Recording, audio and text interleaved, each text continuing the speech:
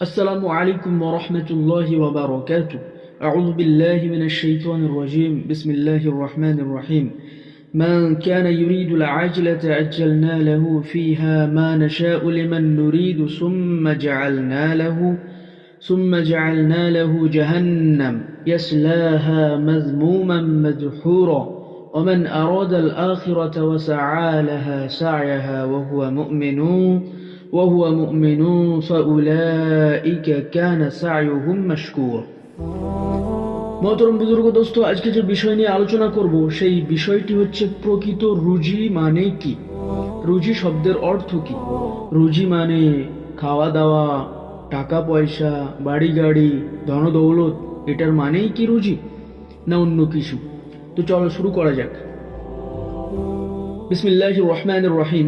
হাদিসের মধ্যে এসেছে, হযরত তাকাদা রাদিয়াল্লাহু তাআলা আনহু বলেন, দুনিয়ার শান্তি, অর্থ, স্বাস্থ্য ও প্রয়োজন পরিমাণে রুজি। হযরত আলী রাদিয়াল্লাহু তাআলা আনহু বলেন, উহার অর্থ নেক বিবি। কেউ যদি নেক স্ত্রী পেয়ে যায় তো সে কি আল্লাহ পাকের কাছে উত্তম রুজি পেয়েছে। হযরত আলী রাদিয়াল্লাহু তাআলা আনহু বলেন। হাসান বসরি রহমাতুল্লাহ আলাইহি বলেন, উহার অর্থ ইলম এবং ইবাদত। সুদ্দি রহমাতুল্লাহ আলাইহি বলেন, উহার অর্থ হালাল মাল। হযরত ইবনে উমর রাদিয়াল্লাহু তাআলা আনহু এর মতে নেক সন্তান ও মখলুকের প্রশংসা। হযরত জাফর রাদিয়াল্লাহু তাআলা আনহু বলেন, উহার অর্থ স্বাস্থ্য এবং যথেষ্ট পরিমাণ রুজি। আল্লাহর কালামের অর্থ জানা, শত্রুর উপর জয় ও নেক লোকের সোহবত। যদি সব রকম পার্থিব উন্নতি উদ্দেশ্য হয়, যেমন আমার অন্তর চাই, তবুও উহার জন্য আল্লাহর কাছে প্রার্থনা করিতে বলা হইয়াছে।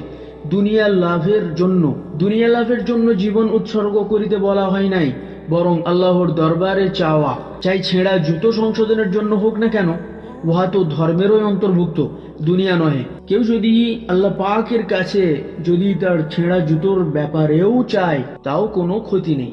সে তার ছেঁড়া জুতো সংশোধনের জন্য আল্লাহ পাকের কাছে প্রার্থনা করতে পারে। দুনিয়ার ধন দৌলত হাসিল করিতে কে নিষেধ করে? উদ্দেশ্য এই নয় যে দুনিয়ার মতো গনিমতের বস্তুকে তুমি ছাড়িয়ে দাও, বরং উদ্দেশ্য এই যে দুনিয়ার জন্য যতটুকু পরিশ্রম করো, দিনের জন্য তার চেয়ে বেশি না হোক, কমপক্ষে তার সমপরিমাণ করো। কেননা তোমার কথা মতো উক্ত আয়াতে দিন ও দুনিয়া উভয়কে সমপর্যায়ে রাখা হইয়াছে। অতএব কুরআনে এর পূর্বে বর্ণিত আয়াতেও বর্ণিত হইয়াছে। অর্থাৎ আউযু বিল্লাহি মিনাশ শাইতানির রাজীম। বিসমিল্লাহির রহমানির রহিম। মান কানা ইউরিদু হারসাল আখিরাতি নাজিদ লাহু ফি হারসি। আল্লাহ পাক বলেছিলেন না?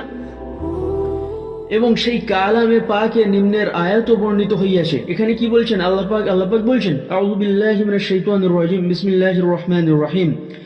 من كان يريد العاجلة عجلنا له فيها ما نشاء لمن نريد ثم جعلنا له جهنم يصلاها مذموما مدحورا ومن أراد الآخرة وسعى لها سعيها وهو مؤمن فأولئك كان سعيهم مشكورا.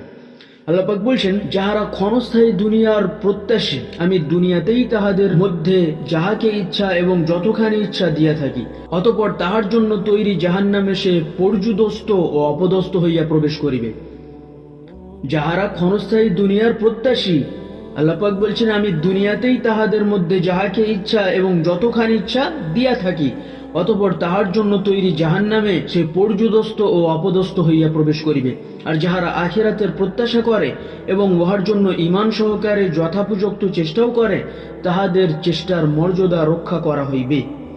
আল্লাহ পাক বলছেন, আর যাহারা আখিরাতের প্রত্যাশা করে এবং উহার জন্য ঈমান সহকারে যথাপযুক্ত চেষ্টাও করে, তাদের মর্যাদা রক্ষা করা হইবে। মূল কিতাবে লিখিত তর্জমাবিহীন আয়াত সমূহের বঙ্গানুবাদ। আল্লাহ পাক আরো বলেন, 1 নম্বর, তোমাদের মধ্যে কেহ দুনিয়া চায়, আবার কেহ আখিরাত চায়। উহা দুনিয়ার জিন্দেগির ভোগ সামগ্রী মাত্র, এবং একমাত্র আল্লাহর নিকটেই রহিয়াছে শুভ পরিণাম। আল কোরআন আল ইমরান 2 নম্বর রুকু। 2 নম্বর, আপনি বলিয়া দিন, দুনিয়ার সুখ স্বচ্ছন্দ অতি তুচ্ছ, আর যাহারা আল্লাহকে ভয় করে তাহাদের জন্য আখিরাতের শান্তি। 3 নম্বর, এবং দুনিয়ার জিন্দেগি খেলাধুলো ব্যতীত আর কিছুই নহে, আর পরেজগারদের জন্য পরকালই উত্তম।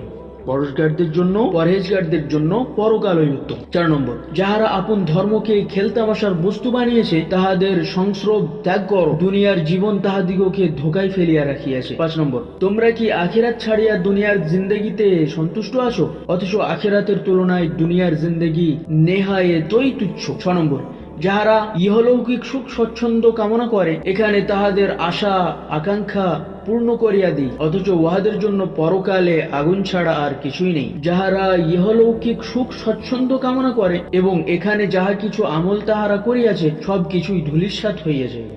7 নম্বর, তাহাদের উপর আল্লাহর অভিশাপ এবং তাহাদের জন্য কঠোর শাস্তির ব্যবস্থা, কেননা তাহারা আখিরাতের মোকাবেলায় দুনিয়াকেই মহব্বত করিয়াছেন। আমি স্বীকার করি যে অবশ্যকীয় জিনিসের জন্য মানুষ মুখাপেক্ষী, কিন্তু পায়খানায় যাওয়াও তো জরুরি। তাই বলিয়া কোনো সুস্থ বিবেক সম্পন্ন ব্যক্তি কি সারাদিন সেখানে বসিয়া থাকিতে পছন্দ করিবে? আল্লাহ তাআলার হিকমতের প্রতি গভীর দৃষ্টিপাত করিলে বোঝা যায় যে পবিত্র শরীয়তের মধ্যে প্রত্যেক জিনিসের একটা শৃঙ্খলা আছে। নামাজের সময় বন্টনে পরিষ্কার ইঙ্গিত রহিয়াছে যে দিবারাত্রি 24 ঘন্টার মধ্যে অর্ধেক সময় বান্দার হক, যাহাকে সে স্বীয় আরাম আয়েশেও ব্যয় করিতে পারে অথবা জীবিকা অর্জনেও ব্যয় করিতে পারে, এবং অর্ধেক আল্লাহর হক। এমত অবস্থায় তোমাদের মত অনুসারে দিন ও দুনিয়াকে যখন সমপর্যায়ে রাখা হইয়াছে, তখন দিবারাত্রির অর্ধেক সময় দিনের কাজ ও বাকি অর্ধেক দুনিয়ার কাজে ব্যয় করা উচিত। নতুবা দুনিয়ার ঝামেলায় যদি অর্ধেকের বেশি সময় ব্যয় হয়, তবে নিশ্চয়ই বুঝিতে হইবে যে দুনিয়াকে আখিরাতের উপর প্রাধান্য দেওয়া হইয়াছে। সুতরাং তোমাদের প্রস্তাব অনুযায়ী বিচারের কথা হইল এই যে দিন রাত্রি 24 ঘন্টার মধ্যে 12 ঘন্টা দিনের জন্য ও 12 ঘন্টা দুনিয়ার জন্য ব্যয় করা হোক, তবেই তো দিন ও দুনিয়া উভয়ের হক আদায় হইবে এবং বলা যাইবে যে ইসলামে বৈরাগ্য নেই। আল্লাহ পাক এই কথাগুলির প্রতি আমাদেরকে আমল করার তৌফিক দান করুন। অধিকাংশ সময় আল্লাহ জিকিরে এবং নামাজের মধ্যে মশগুল থাকার তৌফিক দান করুন। আমিন। হাদিসটি নেওয়া হয়েছে ফাজিল আমাল থেকে। আসসালামু আলাইকুম।